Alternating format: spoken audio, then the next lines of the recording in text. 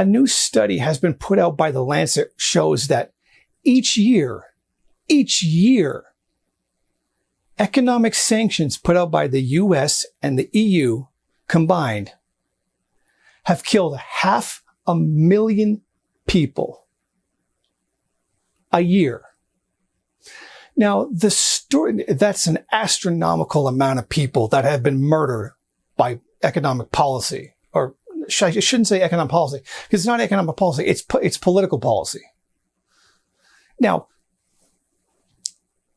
economic sanctions have always been pushed as the more civilized option instead of invading a country and murdering 1.5 million people for its oil wealth, as in the case of Iraq, or invading a country and murdering another 1.5 million people for its rare earth minerals, like Afghanistan, and then failing to do so.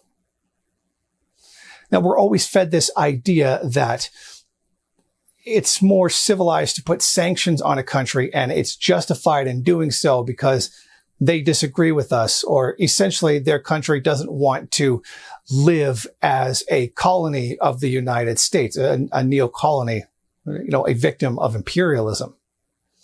And that's always been that justification. The U.S. has always come up with all kinds of justifications and rationalizations for putting sanctions or blockades, banking restrictions, etc., on countries that just don't align with what the U.S. wants. Has nothing to do with values, has nothing to do with democracy, has nothing to do with freedom, has nothing to do with any of that. It has everything to do with U.S. economic interests.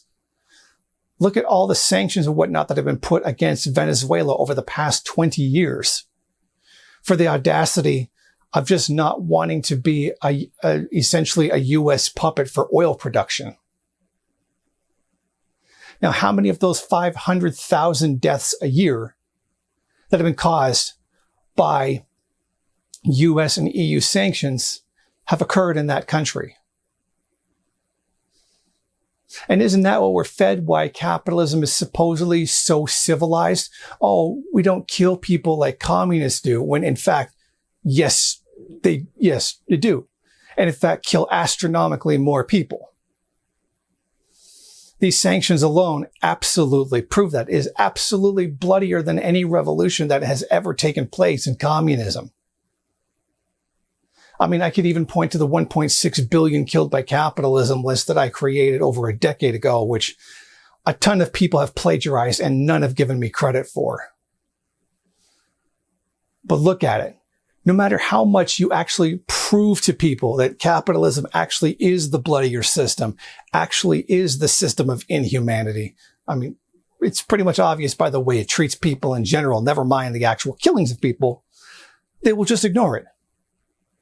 And like the good programmed little bots they are, they will do anything to defend capitalism in general. They will jump in front of it and take the verbal or philosophical bullet in order to protect a system that cares absolutely nothing for them in any way, shape, or form, and would absolutely use them as a human shield at absolutely every opportunity that they could possibly have. It's the hypocrisy of dare saying that sanctions are the civilized option to war, which capitalism is massively guilty of,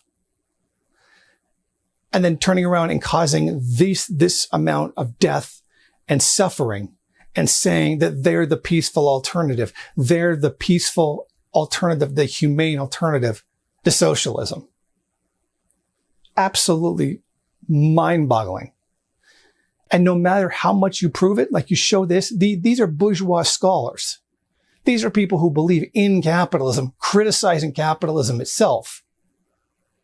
And people will still ignore it. People who believe in capitalism, I swear, right down in the comments section, will come up with any justification possible to ignore it. They will minimize it, pretend it doesn't even exist, or even go, ha ha, commie, whatever, blah, blah, blah. They will be absolutely wholly dishonest about it. They will never face the truth about what their system is and what it does, because they do not have the integrity to face what their system actually is. Thank you for watching. If you like this program, then please head over to my Patreon page and set up a monthly donation. It's your donations that keep this program running. Also, if you would like, please rate, comment, subscribe, and share in various social media.